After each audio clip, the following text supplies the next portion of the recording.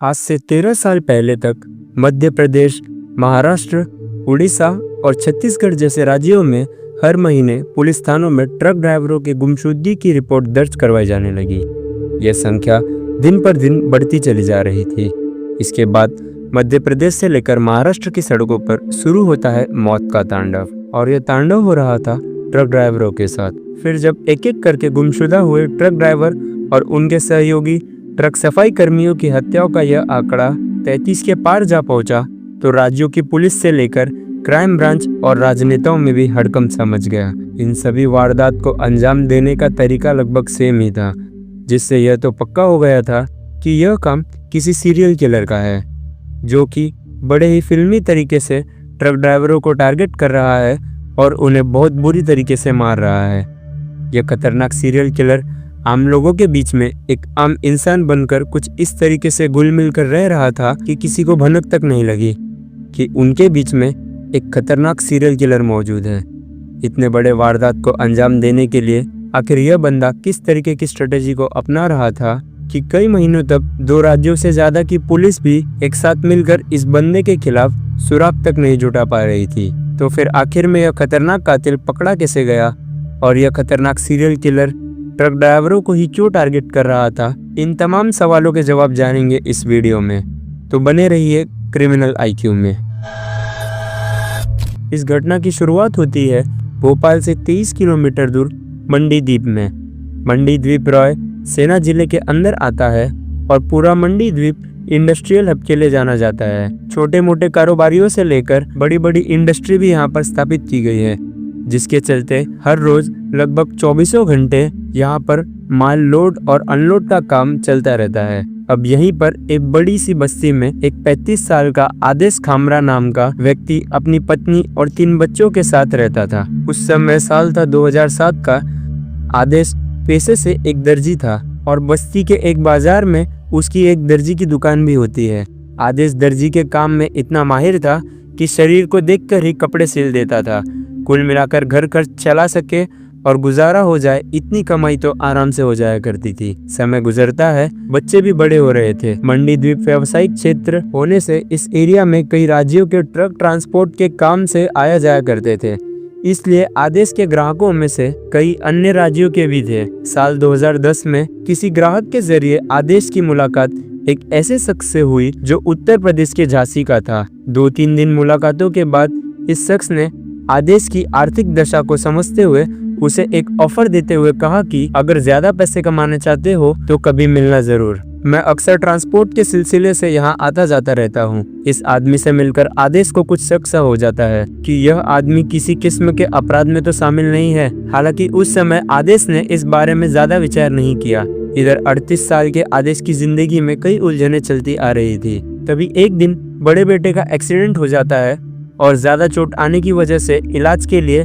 बहुत ज्यादा पैसों की जरूरत पड़ती है। तब किसी तरह आदेश इधर उधर से उधार लेकर अपने बड़े बेटे का इलाज करवाता है, और कर्ज के बढ़ते बोझ से परेशान आदेश कभी हाईवे के किनारे शराब पीने चला जाता था तो कभी अपने घर पर ही शराब पीता था। एक रोज जब आदेश इसी तरह शराब पी रहा था, कभी उसे वह आदमी दिखाई देता है जो उसे ज्यादा पैसे कमाने की बात कर रहा था। अगले दिन आदेश ने उस व्यक्ति से मुलाकात की और आदेश ने उससे पूछा कि काम क्या करना होगा। तब उस आदमी यानी कि बजरंगी ने कहा कि आसान है, हाईवे पर कई ट्रक ड्राइवर आते जाते रहते हैं, तुम्हें उन्हें बस इतना कहना है कि उन ट्रक ड्राइवरों को किसी तरह दारू की पार्टी या खाने पीने का लालच देकर बताते हुए अपने अड्डे पर लाना होगा। हर ट्रक ड्राइवर यानी कि एक आदमी को लाने की कीमत तय की गई। बिना ज्यादा सवाल किए वह ऐसा क्यों कर रहे हैं, आदेश उस काम के लिए राजी हो जाता है और इसी के साथ क्राइम की दुनिया की तरफ उसने अपना पहला कदम रख दिया। आदेश दिमाग से काफी ज्यादा तेज था।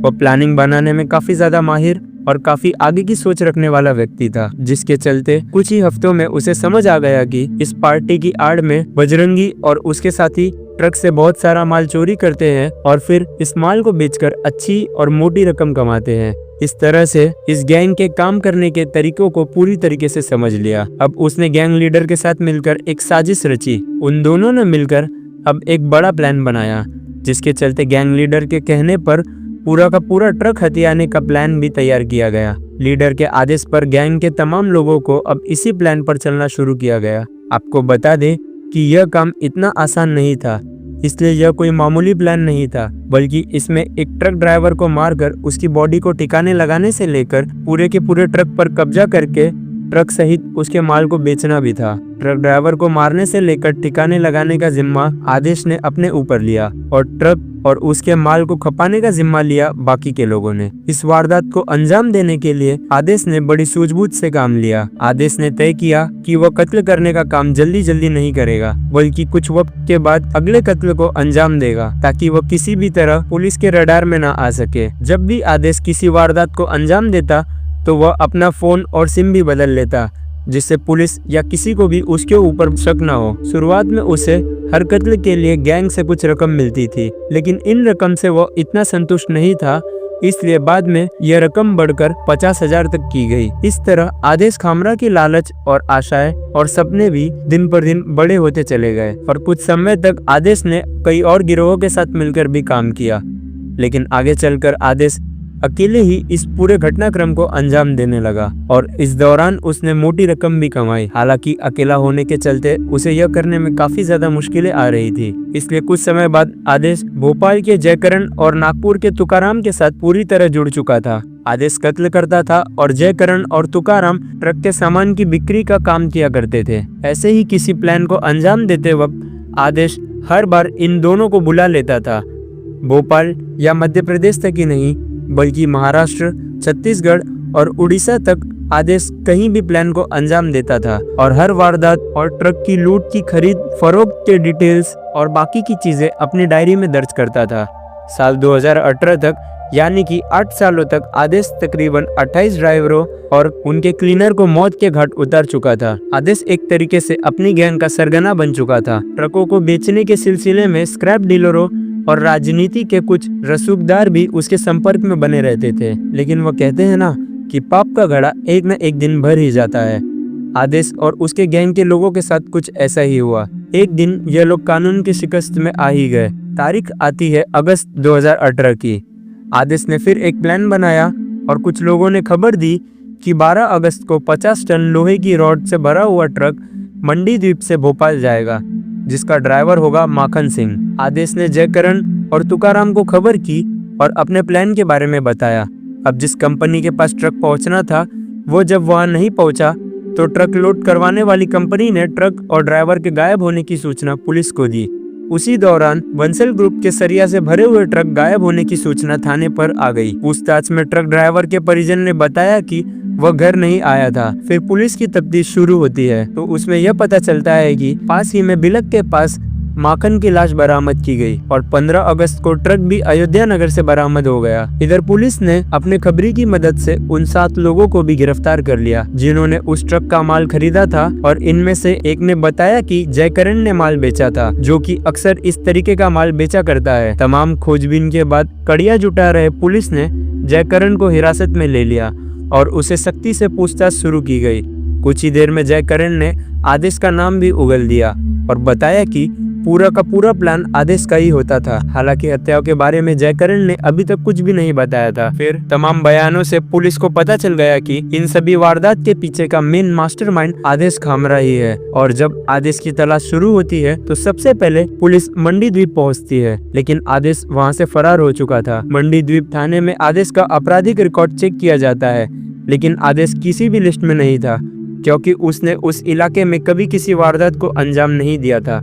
तो वह बस वहाँ के लोगों के बीच में एक साधारण दर्जी के रूप में पहचान बनाए हुए था। एक कोर्ट से पता चलता है कि नागपुर 2014 में एक बार उसे गिरफ्तार किया गया था, लेकिन वह जमानत पर छूट गया था। इधर पुलिस अपने बिछाए हुए जाल में आदेश के फंसने का इंतजार कर रही थी।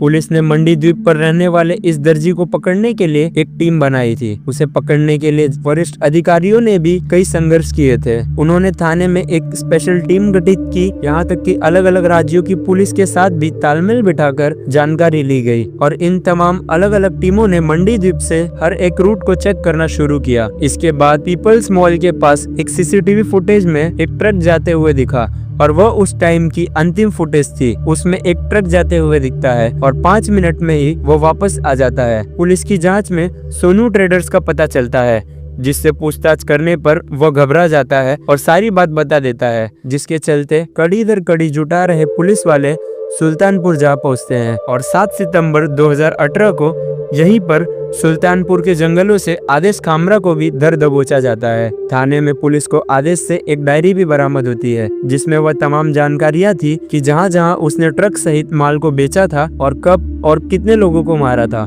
पूछताछ में आदेश ने अपने इस चोरी और लूटपाट के जुर्म को कबूला। इसी के जरिए उन गिरोहों को भी पुलिस ने हिरासत में ले लिया जो कि चोरी का माल खरीद और बेच रहे थे। हालांकि अभी तक पुलिस यह नहीं जानती थी कि उनके सामने 33 लोगों को मौत के घाट उतारने वाला एक खतरनाक सीरियल किलर बैठा हुआ है। फिर जब पुलिस ने उन ट्रक ड्राइवरों के बारे में आदेश से पूछा तो वह पुलिस को अपनी बातों में गुमराह करने लगा। पुलिस ने सख्ती बढ़ाते हुए 22 घंटे तक उसे सोने नहीं दिया और कई तरीके से टॉर्चर किया, जिसके बाद आदेश खामरा टूट गया और उसने पुलिस के सामने एक ऐसी हकीकत बयां की जिसे सुनकर हर कोई दंग रह गया। पुलिस के पास सवालों की एक लंबी चौड़ी लिस्ट थी।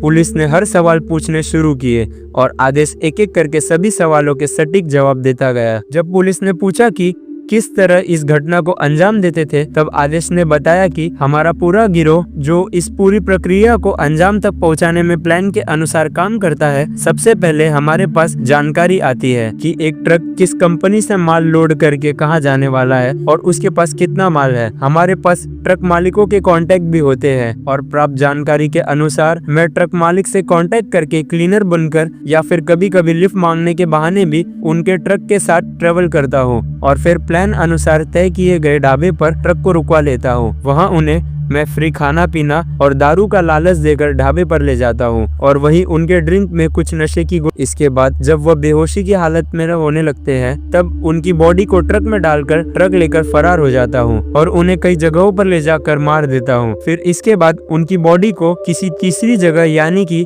किसी पहाड़ी के नीचे या फिर किसी गटर में ले जाकर फेंक देता हूँ। अब इस तरह खतरनाक सीरियल किलर के गुनाहों की कहानी सुनकर हर कोई दंग था।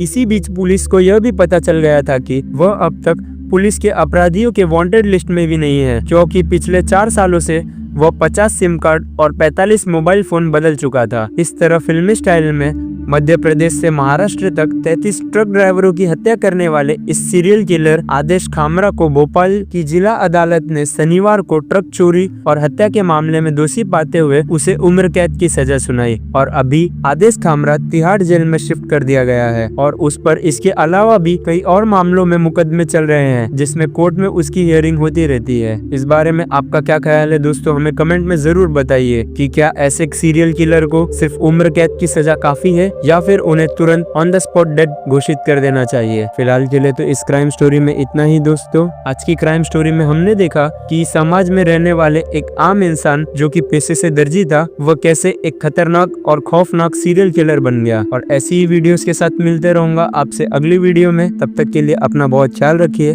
धन्यवाद, नमस्कार, जय हिंद।